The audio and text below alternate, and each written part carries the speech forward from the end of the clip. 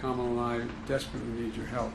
Because, look, there's only about 6 or 7 states that are going to determine the outcome of this election. They're toss-up states. This is one of them. And I made sure that, by the way, when I got elected, that I told you my campaign would look like America. My administration would look like America. We have, and I've followed through on that. For example, Secretary Becerra is lowering prescription drug costs. He's heading up one whole agency.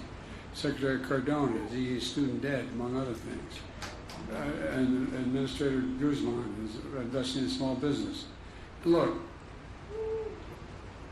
I want to remind folks, because we turned out in 2020, we achieved the lowest unemployment rate for Latinos in a long, long time. We cut Hispanic child poverty to record lows. We lowered healthcare costs. We made historic investments in Latino small businesses, and we addressed gun violence in the communities. And we're excited now that ASU is joining the ranks of other historic serving institutions because they didn't get part of that $15 billion.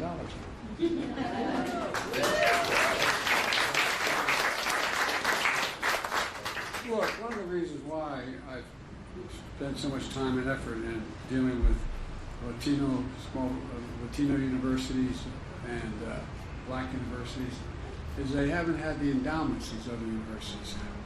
So the jobs of the future, the high-tech jobs, they don't have the laboratories. They don't have the ability to train.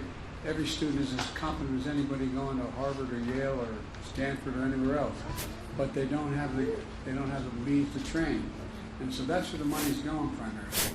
It's going not only to get them in school, but to be able to put together the laboratories to train them, to be the engineers and technicians, the people who are going to lead the technology of the future. And look, folks, the fact is that I shouldn't probably get started on it, but because I promised I'd be brief and I want to say hello to every one of you. But look, this election is not a referendum on me. It's an election between me and a guy named Trump. And this is a guy whose way he talks about the Latino community is, well, 2016 he called Latinos criminal, drug dealers, and rapists when he came down the escalator. Now he says immigrants are poisoning the blood of our country. What the hell is he talking about? No, I'm serious. Thinking, but we are, in fact, the reason we're as good as we are is because we are the most diverse country in the world. Seriously, you know.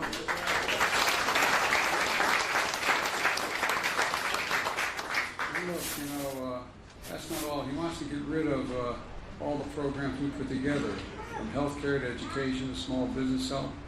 And Social Security he wants to cut. He said, no, he not want to cut. He just said, but there's lots you can do to trim and cut. Well, let me tell you something. Folks, he only cares about the wealthy. I love this quote from him. At Mar-a-Lago, Trump told his friends, and I quote, I know plenty of you, and you're rich as hell, and we're going to give you more tax cuts. That was recent, okay? Well, that's the last thing I'm going to do. I want to tell you. You may remember when we started off this campaign in 2020, where 55 major corporations that made $40 billion and didn't pay a single penny in taxes. And I was able to get a 15% minimum tax on them, and pay for every single thing we did, and still cut the budget $1 trillion. And so, folks, look,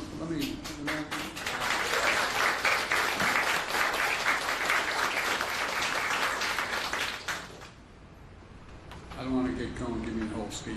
Let me just tell you one. The fact of the matter is, I come from a household that is like maybe a lot of yours. We weren't poor, but we were, I guess, technically, from a financial standpoint, lower middle class. When Cole died in Scranton, where I was born, we moved down to Claymont, Delaware, a little steel tent. And we lived in what later became subsidized housing. It wasn't at the time, it was an apartment complex. And my dad kept trying to figure out how to own a home. Because you own a home, you can build some equity in the home. When you build equity, you can then save and move on from there.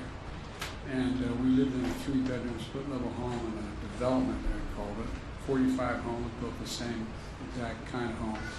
And Why do some British people not like Donald Trump? And while Trump may be laughable, a few things he has never once said anything Trump lacks certain qualities which the British traditionally esteem. Ever. For instance, I don't say that has no class, I mean it quite literally, no coolness, not once, no credibility, no compassion, no wit, disturbing to the British sensibility for us, no subtlety, humor is almost sensitivity, no self-awareness, it's a no humility, he doesn't even seem to understand what a joke is. His idea of a joke is with which his predecessor, Mr. Obama, was generously act of cruelty. So for us, the stark contrast is rather and like Trump's limitations, he is never funny and he never laughs.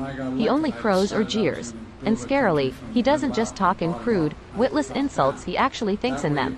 His mind is a simple bot-like algorithm of petty prejudices and knee-jerk nastiness. Do well, I'm serious. And the middle class does well and the poor have a way up.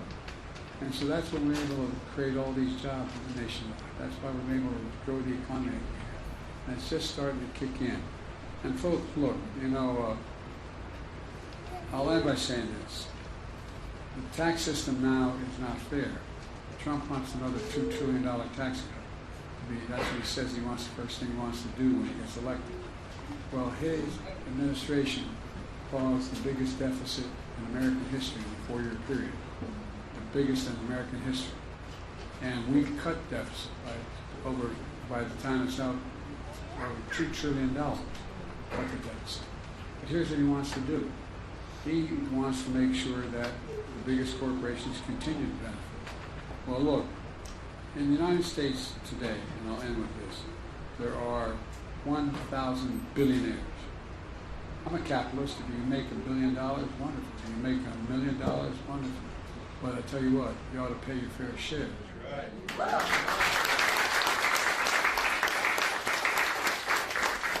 You know what the average of what the tax a billionaire pays?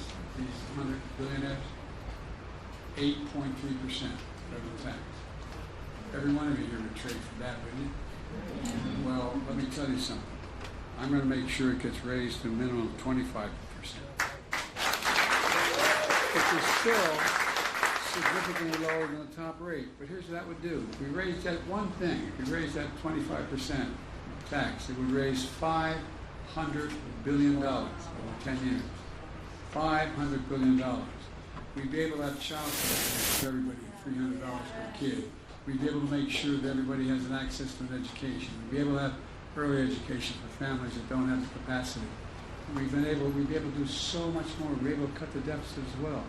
So folks, I'm optimistic. America has the capacity to do almost anything. We just have to remember who the hell we are. We're the United States of America. There's nothing beyond our capacity. We're the only nation in the world that's gone through, like a researcher in history, the only nation in the world that's gone through every crisis we've ever gone through and come out stronger than we went in. Only case, only nation. Let's remember who we are. We're the United States of America. Nothing's beyond our capacity when we work together. And with you all, we're going to work together and change the world here. Not a joke. There's so much more to say, but I'm going to stop now. Thank you, thank you, thank you.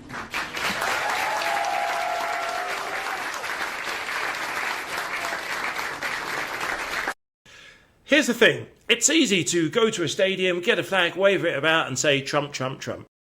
It's a simple winner.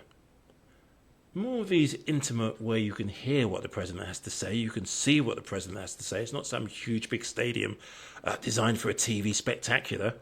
This way around, you actually, you can see and really relate to those whose vote you want. They get a chance to hear what you really mean. What is the ideology? What are the plans?